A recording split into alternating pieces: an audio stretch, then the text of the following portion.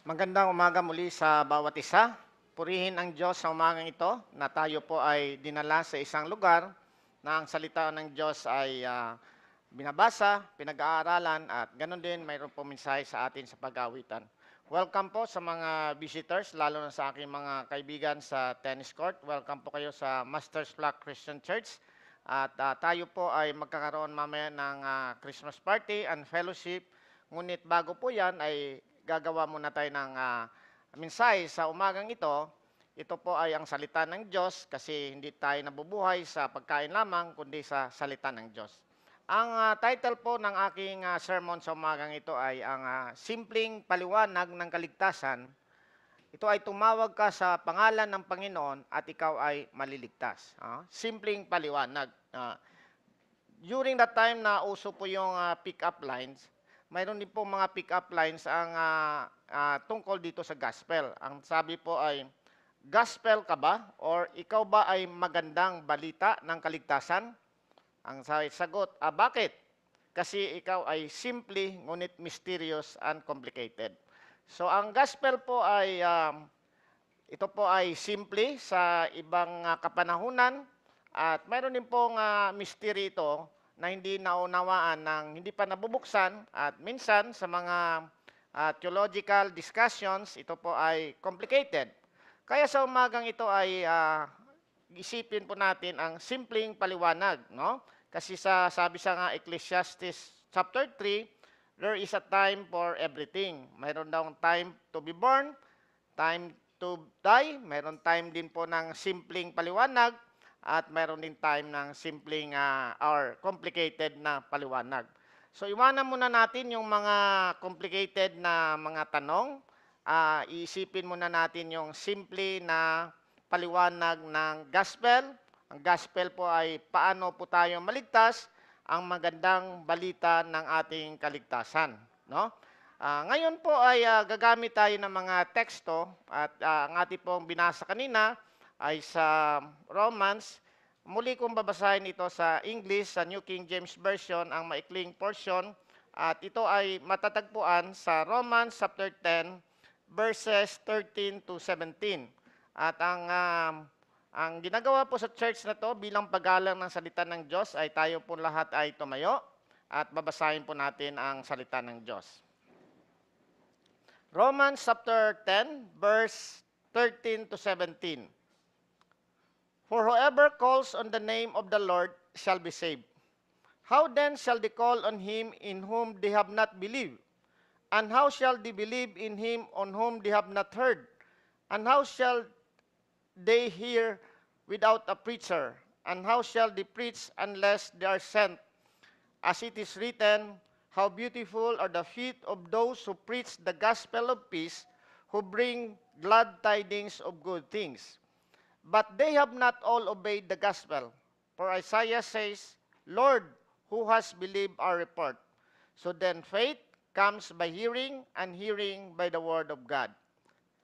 Panginoon naming Diyos, naming Ama, kami ay nagpapasalamat sa umagang ito. Kami ay Lord ay nandito, mandang makinig. I-bless mo po ang aming pakikinig ng salita ng Diyos. Alam po namin na hindi ito aksidente. Ito ay tinakda pa, noon pa, nga kami ay makapunta rito upang makarinig na yung salita. Lord, buksan mo po Lord ang aming spiritual na pag-iisip at ganoon ni sa akin na magpapahayag. Ikaw po Lord ang magbigay sa akin ng wisdom upang maipahayag po Lord ang masalita. Salamat muli Lord at dalangin to in Jesus' name. Amen. Tayo po'y makakaupo na. Again, ang ating pong pag-uusapan ngayon ay simpleng paliwanag ng magandang balita ng kaligtasan. Sa ating pong sinabi, tumawag ka sa Panginoon, sa pangalan ng Panginoon at ikaw ay maliligtas. No? Tayo po ay titingnan natin ang mga salita o mga phrases dito sa ating binasa na kung sino man tumawag sa Panginoon, sa pangalan ng Panginoon ay siya ay maliligtas. Una po, titingnan natin ang kaligtasan. No? Ano bang ibig sabihin nitong kaligtasan? Saan tayo maliligtas? Yung una nating pag-uusapan. Ano ba yung kaligtasan na yon? Saan tayo maliligtas? Pangalawa, paano pa ako tatawag? No? Kasi sabi tumawag, no? Paano ka ba tatawag? At pangatlo, sino ang ating tatawagin? At ang pang-apat po ay sino ang maliligtas, no? So, marami pong nag-iisip ng makikinig ng salita ng Diyos o kaya magbabahagi tayo ng magandang balita ng kaligtasan. Saan tayo maliligtas? Yun ang karamihan ng mga tanong, saan tayo maliligtas? Unang-una po, titingnan natin yung misconception o minsan binibigyan ng diin ng mga tao, ngunit hindi yan ang tunay na kaligtasan kung saan tayo maliligtas. Ang una pong sinasabi ng iba na tayo po ay maliligtas sa kahirapan, no? At o kaya sa mga sakit dito sa mundong ito. Yes, that is a byproduct. Yan ay parang ano lamang resulta or hindi yan ang pinaka main center ng pagpunta ni Jesus dito sa mundong ito kung paano tayo maliligtas. Mayroon pong mga iba na sila po ay maliligtas sa kahirapan, no? Ngunit mayroon din pong mga tao na maliligtas sa totoong kaligtasan, ngunit hindi sila maliligtas sa kahirapan sa mundong ito at hindi po din tayo exempted sa mga sakit, no? Kaninang kahapon po, mayroon tayong isang kasamahan ng sister ni Sister Lorna. Siya po ay napuntahan ko pa. Akala ko ay magtatagal pa ang kanyang buhay, ngunit siya ay binawian, no? Naghatid ako doon ng parang oxygen. At akala ko matagal pa ang kanyang buhay. Ngunit 4 o'clock after I left the house, ay nagbalita na lang na siya ay kinuha na ng Panginoon, no? So tayong sa mundong ito ay ang kaligtasan na sinasabi dito, hindi ibig sabihin nito ay maliligtas tayo sa kahirapan, maliligtas tayo sa mga sakit. Although mayroon din mga pagkakataon na tayo ay maligtas sa kahirapan dahil sa ating pag-obey ng Panginoon at minsan tumatagal ang ating buhay, pero lahat tayo ay mayroon ding destination ng kamatayan, no? Ang pangalawang misconception ay tayo ay maliligtas sa persecution, no?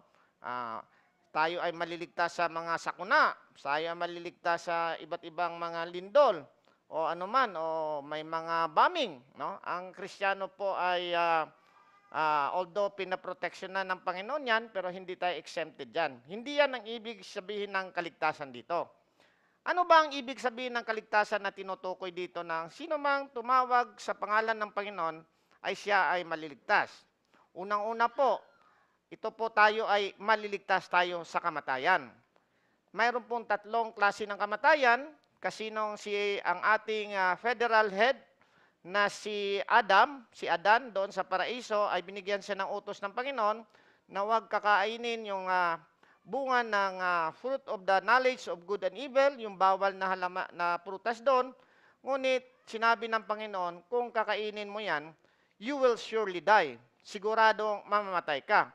So ang ating pong kaligtasan ay tayo po ay naliligtas, unang-una, ang parusa po ng Panginoon pala, na mararanasan natin, ay tayo ay mamamatay physically. No? That is the wages of sin is death. Tayo ay mamamatay physically. Ang pangalawa pong dapat tayo maligtas doon sa legal death, no? Nung kabayaran ng kasalanan, kasi sabi ng God, you will surely die. So, tayo po ay dapat maligtas doon sa legal o bayad ng ating mga kasalanan, and that is, in short, we will spend eternity in hell, no? Kasi kailangan mabayaran yung ating mga kasalanan legally. Meron kasing Supreme Court noon sa taas na dapat mabayaran ating kaligtasan. Ang pangatlo pong tayo maliligtas sa ating habit of sinning. Kasi nung tayo po nagkasala si Adam at saka si Eva doon sa halamanan, namana natin ang kanilang sinful nature, no? Tayo ay nagiging makasalanan, kaya namana natin ang kanilang kasalanan, kaya tayo naging kasalanan. Kaya tayo ay mayroon tayong habit of sinning. So dapat ang atong bigyan ng pansin doon ay yung dalawang saan tayo maliligtas, no? Kasi yung unang kaligtasan na pisikal, sigurado yon, pero yan tayo ay pagdating ng Panginoong Jesus ay bibigyan tayo ng glorified body, ready for heaven and earth. Pero ang bibigyan natin ng pansin dito, saan tayo maliligtas? Ang una po, kaligtasan sa kabayaran ng ating kasalanan, that is our destination to hell. dapat tayong maligtas doon. Yun ang ibig sabihin dito ng kaligtasan. At ang pangalawa, na kaligtasan ay yung palagi nating pagkakasala. Dapat makatakas tayo doon sa ating habit of always sinning. Yun ang dalawang bigyan natin ng pansin sa umagang ito, na yun ang ibig sabihin ng kaligtasan. So unang-una po, hindi tayo naliligtas sa kahirapan, hindi tayo nakaligtas sa sakit, hindi tayo naliligtas sa mga sakuna and persecution. Tayo po ay naliligtas sa kapahamakan ng ating destinasyon doon sa hell, at tayo po ay maliligtas sa pagkagapos sa atin ng kasalanan sa atin, and that is our habit of sinning. So, ang Kristiyano po, pag siya po ay naligtas, hindi na po siya magbabayad, he will not spend eternity in hell. At the same time, siya ay makatakas na sa power of sin na nagapos sa kanya. Ang pangalawang word po na atin din pong titingnan ng diin ngayon ay paano ba tatawag? No? Dito po ang tatawag po dito ay sino ang tatawag sa Panginoon. No? Marami din po mga errors and misconception dito. Bibigyan natin ng diin kung ano yung mga misconception din dito. Ang una pong misconception dito ay akala ng iba na ang gagawin natin sa pagtawag sa Panginoon ay pagsunod sa batas o paggawa ng mabuti. That is good sa pagsunod ng batas. That is good to do good works. But hindi yan ang nakakaligtas sa atin, sa ating pagkakapahamakan doon sa sinasabi kong kaligtasan.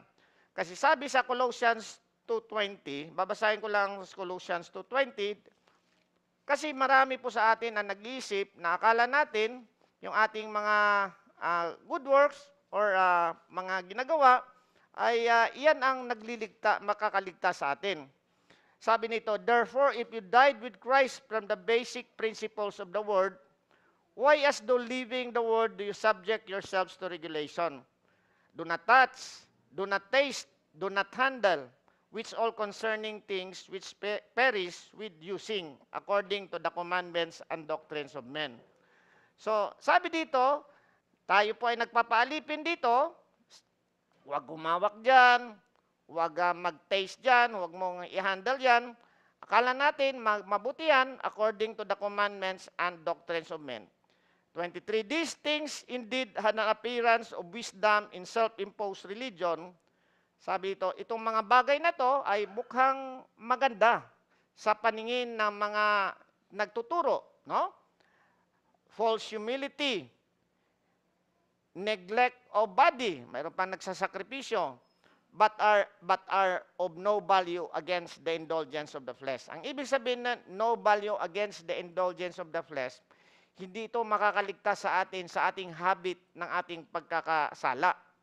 Even ikaw ay tuloy-tuloy na sumusunod, hindi yan nakakaligtas sa inyo. Kasi ito po ay ang substance talaga natin ay ang Panginoong Hesukristo. Siya lamang ang kapangyarihan na makakaligtas sa ating mga kasalanan. Mayroong mga nagsasabing, very good yan, but hindi yan ang nakakaligtas. It will be beneficial to our family, to other things, but doon talaga sa power of sin, ay hindi yan nakakaligtas sa atin. Kasi ang pinaka-importante talaga ay dapat makita natin ang banal na Espiritu na siya ang nagbago sa ating mga buhay.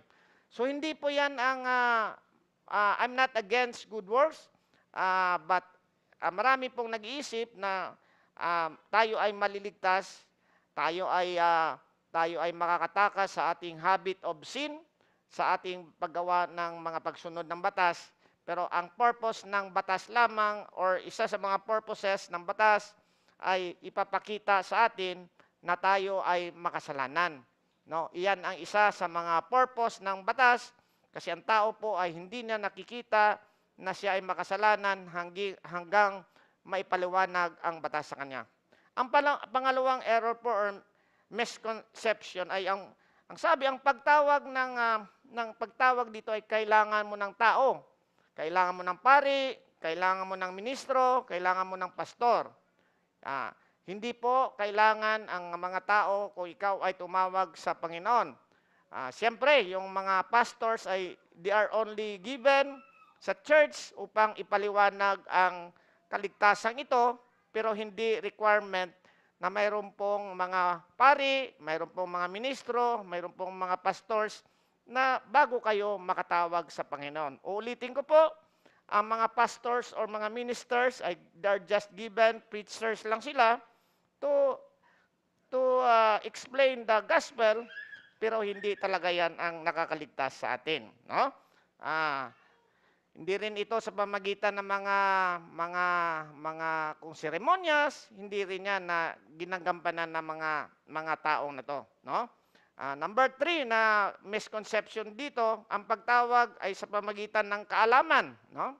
Marami po ang nag-iba, Brother Carlo, hindi na po ako dapat pumunta diyan kasi hindi ko maintindihan ang gospel. Hindi ko maintindihan ang magandang balita ng kaligtasan. Ang totoo po, hindi po kailangan na ikaw ay matalino kasi ang Bible, sabi ko ni Jesus Christ doon sa John chapter 3 nung nakausap niya si Nicodemus na isang napakatalinong tao sa Israel, siya ay isang Pariseo, alam na alam niya ang mga batas ng Panginoon, alam na alam niya yung Bible, ngunit kinausap siya ng Panginoon tungkol sa born again, tungkol sa kapanganakan, tungkol sa kaligtasan, ay hindi naintindihan ni Nicodemus.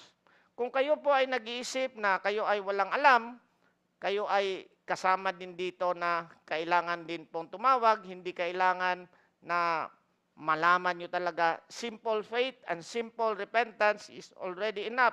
Simple lang na pagsisisi at simpleng pananampalataya sa Panginoon ang kailangan. Hindi kayo dapat matakot na ako ay hindi nakatapos ng grade 1 o elementary lang ako. Yan po ay hindi po yan requirement ng pagtawag sa Panginoon. Ang pang-apat po ay kailangan na mataas ang aking estado sa lipunan upang ako ay makatawag sa Panginoon, no? Kasi sabi nila yan, yung mga mayayaman na yan, madaling tumawag yan kasi they are not so busy, wala silang masyadong ginagawa, pero alam po natin, lahat po ng mga tao ay busy sa kanilang mga ginagawa, mga mayaman, lalong busy. Hindi po yan na estado na tumawag ka, hindi ka pwedeng tumawag kung ikaw ay mahirap. Mahirap ka man, mayaman ka man, ay pwede kang tumawag sa Panginoon, no? Kailangan mo lang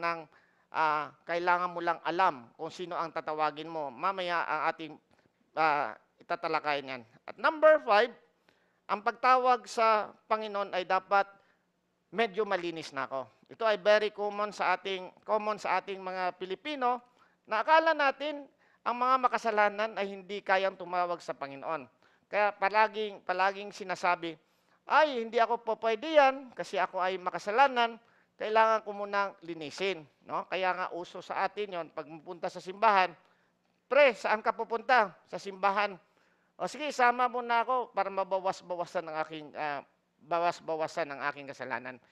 Ang Diyos po ay sabi niya sa Romans 5:8, while we were still sinners, Christ died for us. Nung tayo ay madumi pa, nung tayo ay makasalanan pa, Jesus Christ died for us. Hindi kailangang malinis ka, hindi kailangang ikaw ay matuwid, hindi na kailangan gagawin mo pa kasi all our righteousness, according to Isaiah 64 verse 6, sa tingin ng Diyos ay basahan lamang yan. So all of us are sinners, mga kapatid, mga kaibigan. Lahat tayo ay makasalanan at tayo hindi nakaabot sa panuntunan ng God. Kung ikaw ay nag-iisip na madumi ka pa at hindi mo pa dapat tawagin ng Panginoon kasi gusto mo pang magbalinis, mali po yan. Ikaw ay kailangan niyang madumi. Kasi mayroong ang isang illustration na isang tao ay ginawa siyang model. Nakita ng isang painter na kailangan niya ng model ng mga lahat ng tao sa lipunan. Nakakita siya ng gusgusin at pulubi. Sabi na sa pulubi, pumunta ka sa itong lugar na to, babayaran kita ng napakalaking halaga at gagawin kitang model sa aking painting. Nakita ng painter na ang tao ito ay magandang model kasi gusgusin, madumi. Ang ginawa ng tao, yung pulubi, ay sabi niya, nakakahiya naman sa painter. Kailangan ko munang maligo, magpabango ako, kailangan ko magsuot ng damit. Siya ay naligo, nagpaganda, nagsuot ng damit, at pumunta doon sa painter. Nung pagdating niya sa painter, sabi ng painter, bakit nagbihis ka ng maayos? Bakit naligo ka? Ang kailangan ko, yung isang tao na madumi. Ganon din ang ating pagpunta sa Panginoon. Hindi kailangan maglinis muna tayo kasi sa paningin ng Diyos, lahat tayo ay makasalanan. Ngayon sa pangatlong portion po ay bago yung tamang pagtawag sa Panginoon pala, no? Kasi kanina ay tinuro ko yung hindi tamang pagtawag sa Panginoon. Ang pagtawag sa Panginoon ay sa pag-worship natin. Ang ating worship sa Panginoon at sa pamagitan ng ating panalangin. Yung kung sino yung ating wino-worship. Kaya importante na makita natin kung sino ang ating wino-worship. Kasi sabi nga ng ating binabasa, whoever calls on the name of the Lord shall be saved. Paano naman sila tatawag kung hindi sila naniniwala? At paano naman sila maniniwala kung hindi nila narinig? At paano man nila marinig kung walang tagapagsalita sa kanila? So, kailangan natin malaman kung sino yung ating tinatawag. At very specific dito, whoever calls on the name of the Lord shall be saved. The name of the Lord, very specific. Kailangan tama kung sino yung iyong tinatawag kasi marami po sa atin kung sino-sino ang mga tinatawag.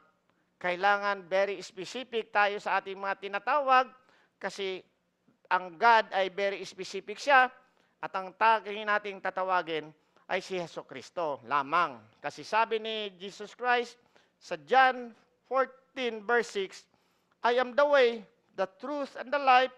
No one comes to the Father except through me. Si Jesus Christ ang nagsabing, ako lamang ang daan, ang katotohanan at ang buhay. Hindi kayo makakapunta sa Ama, kundi sa pamamagitan ko. Yan ang sinabi niya. At ang sabi niya ni Peter sa Acts 4:12, walang ibang pangalan sa silong ng langit na ibinigay sa tao upang tayo maligtas. Ang pangalang Jesus lamang. At sabi sa 1 Timothy 2:5, there's one only mediator between God and man, the man Christ Jesus Christ. The man Christ Jesus. So, kailangan nating specific tayo. At dapat nating malaman sino yung ating tinatawag. Isa lang po ang kaparaanan ng pagtawag natin. Ito ang misconception na gusto kong ituro sa inyo. Ang misconception po ay pwede tayong tumawag kung maski sino ang ating tatawagin. Kasi pareho lang naman yan. Hindi po pareho. Hindi po pareho. Isa lamang ang Diyos, isa lamang ang Yahweh, at isa lamang ang paraan ng ating kapatawaran, ng ating kaligtasan, at yan ay si Jesus Christ. Masama man pakinggan, it could be a politically incorrect statement, but walang ibang pangalan sa silong ng langit na ikaw ay maligtas, kundi ang pangalang Jesus lamang. So, kailangan mong intindihin talaga kung sino ang tinatawag mo. Hindi ka tawag ng tawag. Hindi ka pwedeng tumawag maski kaibigan ni Jesus Christ, maski nanay ni Jesus Christ, maski kung sino man ang ating tinatawag, kailangan direct saka mismo kay Jesus Christ tumatawag. At dapat malaman mo, ng isang misconception ng mga tinuturo din ng mga ibang relihiyon ay si Jesus Christ ay hindi Diyos. Dapat malaman mong si Jesucristo ay Diyos na nagkatawang tao. Siya ang Yahweh, siya ang the makers of heaven and earth, nagkatawang tao. At ating pong sineselebrate during sa ating Kapaskuhan. Although hindi natin alam kung ano exact date, but we're celebrating the incarnation o pagkatawang tao ni Jesus Christ. We must believe, we must call on the name of the Lord Jesus Christ that He is truly God. At the same time, mayroon din pong nagtuturo na si Jesus Christ lamang ay Diyos at hindi totoong tao. Mali din po yan. Mayroon din pong mga relihiyon na sabi na si Jesus Christ ay Diyos lamang, ngunit hindi siya totoong Diyos. Si Jesus Christ ay hindi siya totoong tao. Si Jesus Christ, ang sa Biblia, si Jesus Christ ay totoong Diyos at totoong tao. Gaano man kaganda ang relihiyon mo, gaano man kaganda ang pagmamanis ng simbahan nyo, pag sumabit kayo sa Christology o katuruan ng kay Kristo, sabit na lahat yan, na hindi nyo ina-acknowledge na si Jesus Christ ay ang Diyos na nagkatawang tao. He is truly God or totoong God, and truly man or totoong tao. Yan ang dapat nating tawagin. At dapat in relation sa kanyang person na siya ay tunay na Diyos at tunay na tao, dapat maintindihan natin kung ano ang kanyang ginawa dito sa lundong ito. Siya ay pumunta dito, namuhay ng 30 years or 33 years, and after 30 years, siya ay nagkaroon ng ministry. He lived a perfect life. From birth to death, siya ay perfect. Kaya nga siya ay isang Messiah, siya ang ating substitute, kasi siya lamang ang nakakapasa sa standard ng God na perfect dapat ang mediator, perfect dapat ang makakalapit sa Kanya. At tayo po ay nabiyayahan kasi ang Kanyang katuwiran na ginawa niya dito sa lupa ay binigay sa mananampalataya sa Kanya. Pangalawang ginawa ni Jesus Christ na related din po sa Kanyang pagkatao o pagka-Diyos ay siya ay namatay doon sa krus upang bayaran ang lahat ng makasalanan ng mga taong maniniwala sa Kanya. Kaya sabi sa 2 Corinthians 5:21, For He made Him who knew no sin to be sin for us so that we might become the righteousness of God in Him. God the Father made Jesus Christ na walang kasalanan, na siya ang pinalo ng para sa ating makasalanan, kaya siya ay sumigaw, my God, why have you forsaken me? Because on the cross, 2,000 years ago, siya ang umako ng makasalanan ng mga taong naniniwala at maniniwala sa Kanya. At the same time, doon sa cross, nung ikaw ay naniwala sa Kanya, nagkaroon ng exchange doon, yung Kanyang katuwiran ay ibinigay siyo, at ang iyong makasalanan ay ibinigay sa Kanya. Kaya sa tingin ng Diyos, legally, you are perfect because of the righteousness o katuwiran ni Jesus Christ, and all your sins are already paid. It is finished, tetelestai, paid in full during the cross, in the cross. So, yun po ang dapat nating maintindihan, na si Jesus Christ na ating tinatawag ay totoong Diyos, na totoong tao. Siya ay nag-obey, namatay doon sa krus ng sa Calvary, at siya po ay sumunod sa lahat ng mga utos ng God so that we can have His righteousness imputed to us. No? Sino ngayon ang maliligtas? Ang maliligtas po, ang lahat po na maligtas, ay ito po yung mga pinili ng Diyos before the foundation of the world. Ito yung mga redeemed ng Diyos before the foundation of the world. At sino yung mga pinili ng Diyos before the foundation of the world? Yung lahat ng mga tumatawag sa Kanya.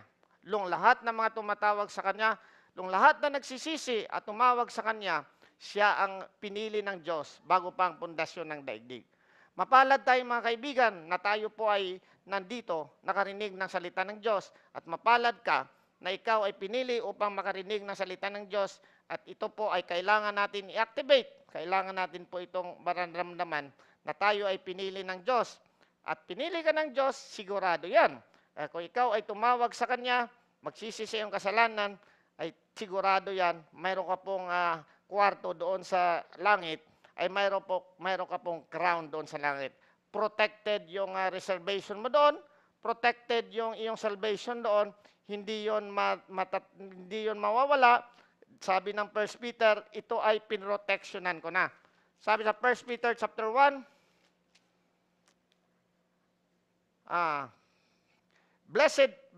verse 3, Blessed be the God and Father of our Lord Jesus Christ, who according to His abundant mercy has begotten us again to a living hope through the resurrection of Jesus Christ from the dead.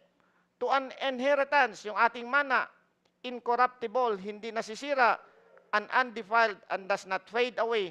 Reserved na yan in heaven for you who are kept by the power of God through faith for salvation, ready to be revealed in the last time.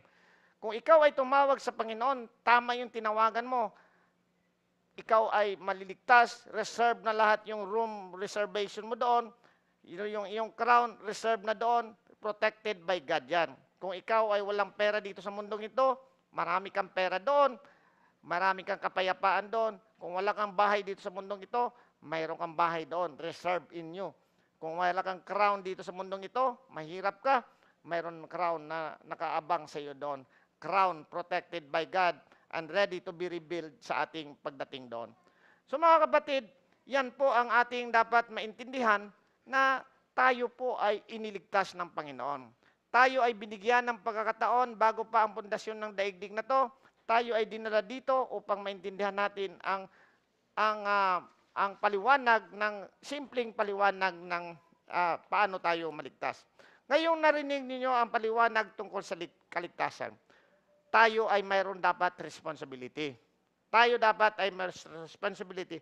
Although God is sovereign, siya ang nasusunod sa ating kaligtasan, siya ang pumili sa atin bago pa ang pundasyon ng daigdig na to, ngunit tayong lahat ay may responsibilidad. Ang God ay hindi pwedeng magsisi para sa iyo. Ang God ay nagpapatawad, pero ikaw dapat ang magsisi sa iyong kasalanan, ikaw dapat ang tumawag sa Panginoon. Ang iyong nanay, ang hindi pwedeng magsisi sa iyo. Mga kabataan, ang iyong nanay hindi pwedeng magsisi sa iyo. Ang iyong kaibigan ay hindi pwedeng magsisi sa iyo. Lahat tayo ay individual ang ating kaligtasan. Mayaman ka man, mahirap ka man, hindi pwedeng iasa. Walang subcontract dito. Ikaw na lang manalangin. Bayaran kita, ikaw manalangin. Hindi po pwede yan. Dapat individual ang ating panalangin sa Panginoon. Tayong lahat ay magsisi kasi tayo po ay inutusan na mag-repent or magsisi sa ating kasalanan at tumawag sa Panginoon. Ang iyong mga magulang ay nananalangin para sa iyo. Pwede rin ang iyong mga anak ay nananalangin para sa iyo. Pwede ang iyong kaibigan ay nanalangin sa iyo. Pwede ang iyong mga kalaro ay nanalangin sa iyong kaligtasan na sinasabi ko sa kanina. Pero ikaw mismo ang kailangang magsisi sa inyong mga kasalanan. Ngayon, sabi nga, there is a time for everything, a time for salvation. Ngayon po ang salvation po yan. Dalawa lang ang dapat mong kailangan, sabi doon sa Greek word ng calling na to, it is about worship. Dapat i-worship mo ang Panginoon na nagpapakilala sa iyo. Dalawa lang, sabi nga ni Charles Haddon Spurgeon, dalawa lang ang prayer. Unang prayer mo, dapat ipanalangin mo na makita mo ang iyong sarili. Pray that you will see yourself as a sinner. Pray na makita mo na ikaw ay makasalanan kasi ikaw ay nasa dilim, hindi mo alam na ikaw ay makasalanan. Ipag-pray mo sa Panginoon na malaman mo at ipaliwanag niya na ikaw ay nagkasala at hindi nakaabot sa panantunan ng God. Higit sa lahat, hindi mo kayang iligtas ang iyong sarili. Yun ang unang prayer na dapat mong gawin na may pakita na ikaw ay makasalanan at ikaw ay dapat makailangan ng kaligtasan. Kung makita mo na ikaw ay makasalanan na, kailangan mong ipag-pray na ipaliwanag sa iyo kung sino po ay yung Savior natin. Papaliwanag sa iyo na si Jesucristo lamang ang tagapagligtas ng ating buhay. Yun ang pangalawang prayer na gagawin mo, na ipaliwanag na yung God mismo na nag-create ng langit at lupa ay siya yung nagkatawang tao na si Jesus at malaman mo siya lamang ang tagapagligtas. So dalawang prayer ang gagawin mo. Pag-pray mo na ikaw ay maliwanagan, na ikaw ay makasalanan, ikaw man ay mahirap, mayaman, lahat tayo ay makasalanan, ngunit hindi natin alam na tayo makasalanan at hindi tayo kayang iligtas ang ating sarili sa kapahamakan or kaligtasan nito.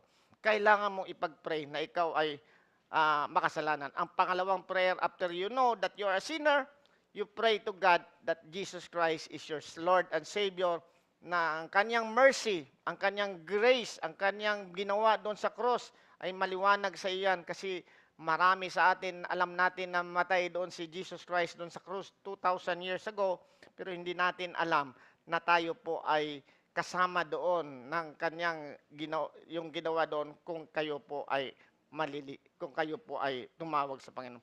Paano mo yan ma-activate? Kailangan mo manalangin. Pwede mong sabihin, Lord, ako ay makasalanan at wala akong kakayahan na iligtas ang aking sarili. Ako ay nandito, wala akong magagawa, ako ay mapapahamak, mapapunta ako doon sa hell, at hindi ako makatakas sa aking habit of sinning. Lord, i-reveal mo po sa akin na ako ay makasalanan, at Lord, tinatanggap kita bilang Panginoon tagapagligtas. You can activate that, Probably narinig mo na itong mensahe na to 50 years ago, narinig mo na to 5 years ago, pero wala kang knowledge na kailangan mo tumawag. Or probably, narinig mo ang mensahe ito sa umagang ito lamang. Ang Diyos ay hindi natin kayang arukin ang kanyang pag-iisip. Marami pong sabi, napakadali lang pala ng salvation na yan. Sabi ng Isaiah 55 verse 8, my ways are not your ways, my thoughts are not your thoughts. Ang aking paraan ay hindi nyo kaparaanan, ang aking pag-iisip ay hindi nyo kaisipan. So ikaw ay mahirap, ikaw ay makasalanan, ay hindi ako pwede dyan. Kakainom ko lang no last time eh. Kapupunta ko lang sa patay sindi o ako ay nangangalunya or lahat po sinners or righteous sa tingin, kailangan natin ng kaligtasan. Kung ikaw ay nag-isip na mahirap, wala akong kaalaman dyan, hindi ko maintindihan yan. Ang pag-iisip ng Diyos ay hindi mo pag-iisip, kaya kanyang iligtas sa iyong mga kasalanan. Kung ikaw ay lumapit sa Kanya, ikaw ay tumawag sa Kanya. Ang sabi dito sa ating mensahe, for whoever calls on the name of the Lord shall be saved. Ang lahat ng tumatawag sa Panginoon ay siya ang maliligtas. Kapatid, mga kaibigan, ito po ang mensahe sa atin sa umaga ito. Kailangan yung tumawag sa Panginoon upang kayo maligtas. At sabi nga ni Paul at Silas sa mga jailers, believe on the Lord and you will be saved, you and your household. Let us all stand up and let us pray.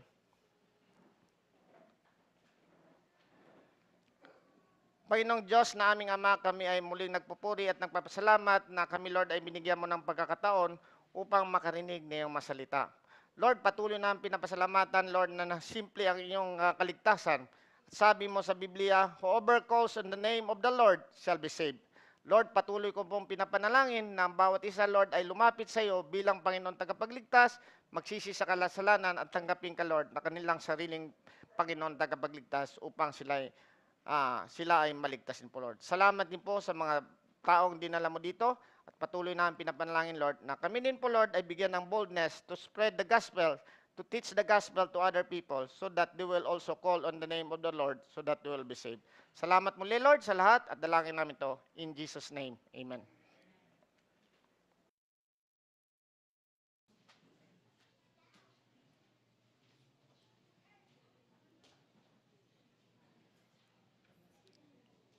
Maraming salamat po sa buhay ni Pastor Carlo na patuloy na ginagamit upang maghatid ng salita sa atin. Bago po tayo dumako sa offering, tayo po ay magkakaroon muna ng special number sa mga bata.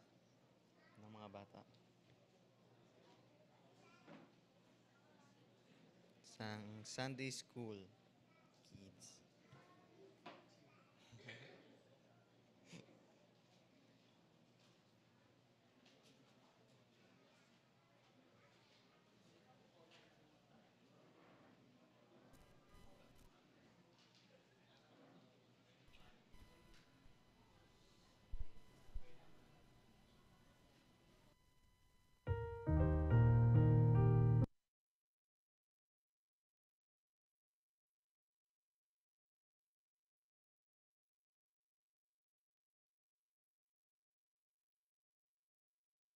Sa mga bisita po na nandito po, ang magre-render po ng kanilang special number po ay yung mga kabataan na nag-a-attend ng Sunday School dito sa church na to. Sila po yung mga kapitbahay natin at ibang mga bata na nasa kapaligiran natin at nagpapasalamat tayo sa Panginoon na sila ay dinala dito sa church. Hindi ko alam kung ano ang nagmo-motivate sa kanila sa magpunta dito, pero ay it's either aircon o ano man, pero ang Panginoon po lang dyan ang nagpapasalamat tayo sa Panginoon na sila po ay dinala dito makarinig ng salita ng Diyos at nagpapasalamat din po tayo sa mga Sunday School teachers na nagtatyagang nag-aral nagturo sa kanila at ganoon din sa mga sumusuporta po sa pamagitan ng mga pagkain at iba pa upang sila po ay mabigyan din ng mga gabay at ano pang mga pangailangan na. So, ito po ngayon ang kanilang special number.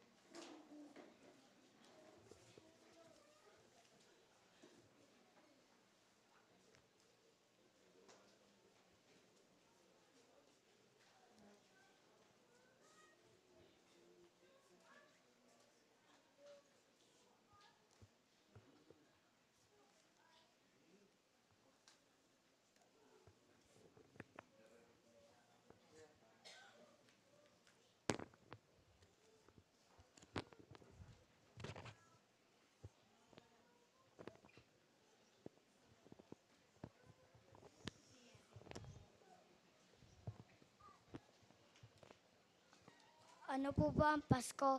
Para kanino po